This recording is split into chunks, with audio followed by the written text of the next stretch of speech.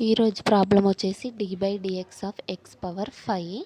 మనం ఈ ప్రాబ్లమ్ని అయితే ఫార్ములా యూజ్ చేసుకొని సాల్వ్ చేయొచ్చు. అదేంటంటే d/dx of x power n is equals to n into x power n-1. Okay, ఏం లేదు, పైన దాన్ని జస్ట్ సబ్స్టిట్యూషన్ చేయడమే. d/dx of x power 5 is equals to n అంటే ఏంటి 5 ఇంటూ x పవర్ n-1 అంటే 5-1 5 ఇంటూ x పవర్ 5-1 ఎంత 4.